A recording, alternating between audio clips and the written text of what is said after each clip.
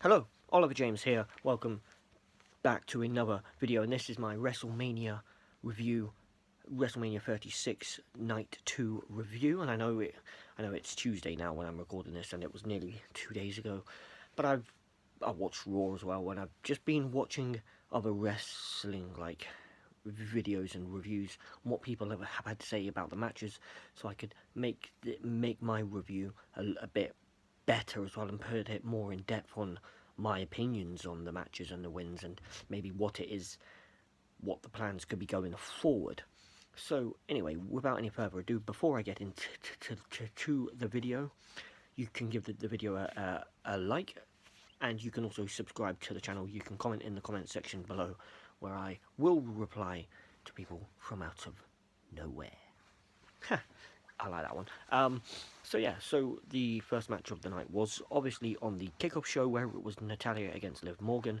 In a standard match, Liv Morgan won the match. That's all I have to say about that.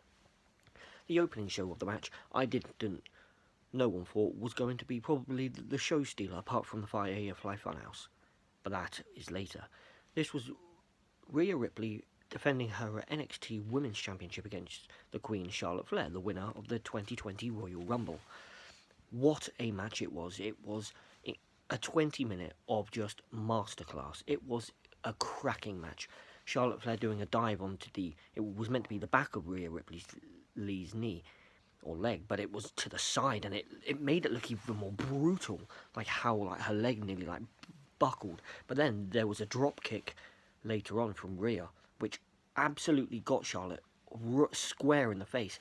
The moves and the hits they were doing, it just seemed like that they genuinely hated each other, but they were genuinely putting one another over with these moves that looked like they were real, because I reckon most of those hits were real, because they are two tough SOBs. And I said that one, yeah. They are tough women, and they made a class match.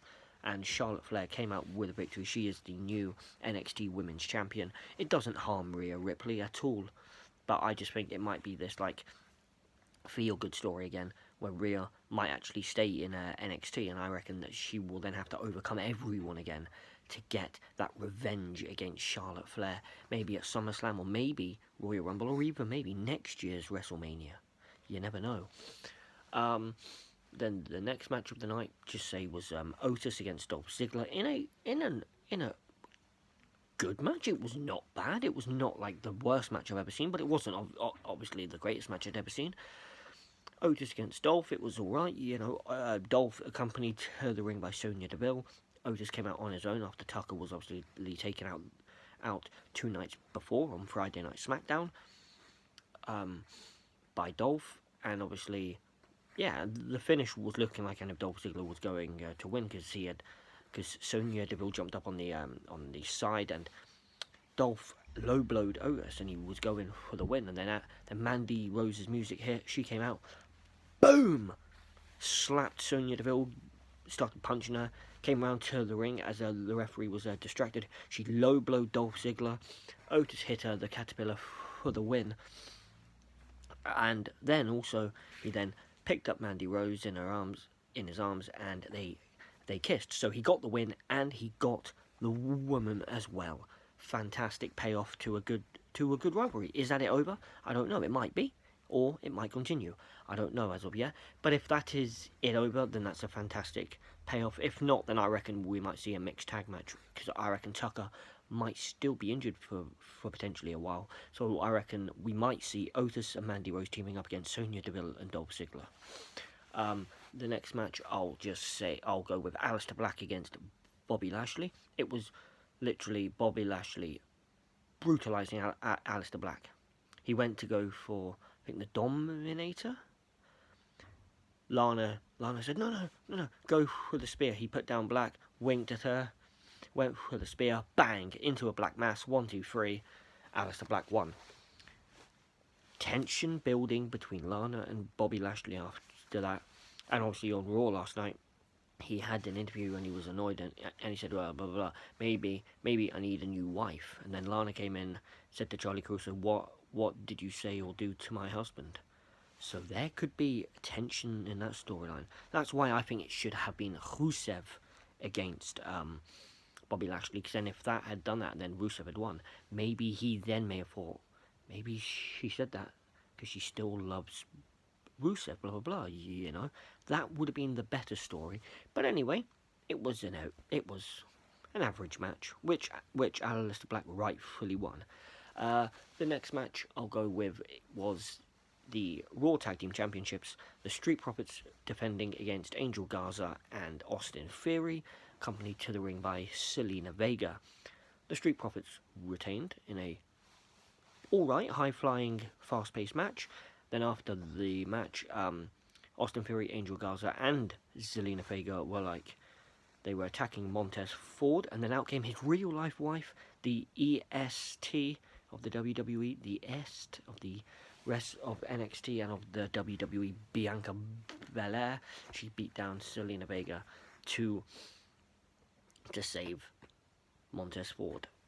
So, yeah, that was okay. Is this her main roster call-up? It may have been, because last night on Raw, she helped them again, and then she had a match against Zelina Vega, which then turned into a 6-person tag team match with the Street Profits and Bianca Belair against Austin Theory, Angel Garza, and Zelina Vega, which Street Profits and Bianca Belair won. So I think this is her called up now full time. I think, which I mean would be quite good, because now you've now got someone fresh up there now, who could put over Bayley, who could put over Sasha Banks, Lacey Evans, Natalya, Becky Lynch, Shayna Baszler again. You know, just freshening it up there, which I think is quite good. The next match I'll go with is the 5-pack challenge for the SmackDown Women's Championship. Bayley against Sasha Banks against Naomi, Lacey Evans, and Tamina. Tamina she was booked to be this absolute brute, but she got eliminated first with all 4 of the competitors on top of her to pin her. Then Sasha Banks eliminated Naomi with a bank statement, and then there came a kind of twist. Sasha Banks was over the ropes there, so then Bayley went to hit Lacey Evans. Lacey Evans moved, and she needs Sasha Banks right in the head. And then obviously Sasha Banks and Bayley were talking, and she was like, no man, it was just an accident. Lacey Evans ran her towards them. Bayley pushed Sasha Banks out of the way, but that was right into the women's right, and Lacey Evans eliminated Sasha Banks. Then it was looking like Lacey Evans was about to become the new SmackDown Women's Champion. Sasha Banks came in, backstabber, then Bayley hit this new heel DDT move for the win. They retained. So is this slowly building to Bayley and Banks drifting apart? And if so, is it going to be hopefully Bayley staying as the heel to turn on Sasha Banks, which would be good, because we've always seen it with Banks being the heel and Bayley being the face, but I think they should switch it this time. Bayley is doing a good job as a heel. She is a good heel as well as a face. So they should keep it with Bayley being the heel. She turns on Sasha Banks, is what I think it should be. Then the next match, there's still 3 more to do. So I'll go for the last man standing match between Edge and Randy Orton. This match went 36 minutes. No, I love Randy Orton, I love Edge. It went far too long. It should not have. It was a standard last man standing match. It wasn't the worst match, but it wasn't the best last man standing match I have ever seen. Edge got the win with a concerto on top of the production truck.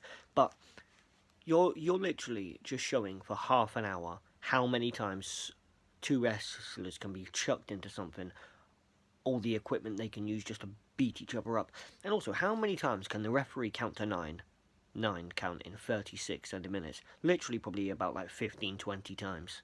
It went too long, but Edge got the victory with a concerto and Randy, whilst obviously virtually in tears. So yeah, Edge got the win. What now? Is this rivalry over? Yeah, it probably is. That's why Randy wasn't on Raw the next night, neither Edge. But if anything, people are saying that they think Edge will now be in a rivalry now with AJ Styles, which was going to be the plan. But then Styles got injured at the Royal Rumble from taking a spear from Edge. Wow. Yeah, so I'll do next the second from last, I'll leave the Funhouse till last because that was the best thing ever, and it's got quite a bit of explaining. Next was Brock Lesnar against Drew McIntyre, which was the main event of the show, which I think it should have been the Funhouse after watching it all anyway. So Brock Lesnar hit, what, 3, 4 F5s? Drew kicked out to them. Drew McIntyre hit 4 Claymores and won. He is now your new world champion. Well done. Drew deserved it. Last night on Raw, he was talking in an interview, and they made it half an hour after his match with Brock Lesnar. He was in there. The Big Show returned for some reason, got that in his face, was smack talking him. Drew said, "There's nothing you can say that'll make me put my title on the line tonight." This was last night on Raw. So Big Show smacked him right in the face like a little bitch. Smacked him. Drew put his title on the line. It looked at one stage when Big Show hit him with this phenomenal choke slam that Drew was going to. Literally, it was like 1, 2. Referee was virtually touched it. Then Drew kicked out, and then the ref managed to not count it. Because if the ref had counted that, Drew would have lost. And then Drew hit him with a good Claymore and retained. Thank God for that. Then the last match on WrestleMania was the Firefly Funhouse. John Cena versus Bray Wyatt. Bray Wyatt is a fucking genius.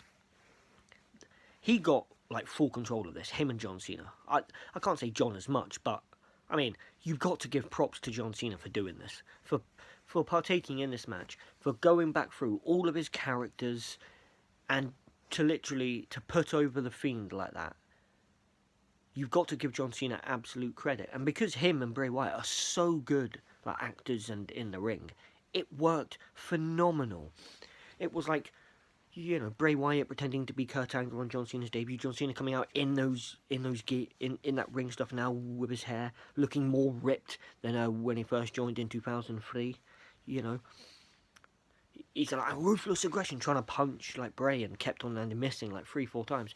And then there was obviously then when John Cena was Doctor of Thugonomics, he got like a few bars in there, ripping on Husky Harris, which was fantastic. You know, Bray, you know, just standing there, him pretending to be like someone else. You know, it was fantastic. And then obviously John Cena there as him from 6 years ago against Bray Wyatt when he won. Why John Cena didn't use the chair to turn heel, you know, all that. And then obviously him coming out as in an NWO thing, pretending to be Hogan, and obviously Wyatt was Eric Bischoff, because that was basically Wyatt then portraying, look man, Hogan was the man, he was the face, the biggest face in this company. He even turned heel, he turned on the dark side, but you haven't. It was a cracking story after that. And then obviously after all that, I think John Cena kind of woke, realised what had happened, but by then the Fiend had him in the mandible claw, put him down, and Bray Wyatt, Mr. Rogers Bray, Funhouse Bray, countered the Fiend's 1, 2, 3, so the Fiend won, and then John Cena just disappeared. Wow, that, I mean, me explaining it does nothing if you don't watch it. You have to watch the John Cena Bray Wyatt thing. You may think, oh no, it's crap, it's rubbish. It is phenomenal. It is class. So, now, this just gives you a few theories on what is it. Is this John Cena fully retired? I hope not. Yes, I love Cena. Is it past his sell by date now in WWE? Yeah, probably. But I think Cena should retire once he's won that record 17th world title. So if this is Cena gone, fair enough. Fair enough to John. He's had a great career. He can come back like a Stone Cold and that does, and maybe on some historic shows or whatever in the future, yeah. But if this is John gone, what a way to go. You will, his last match thing ever has been voted like a 6-star match by loads of people. It was phenomenal. Or is John Cena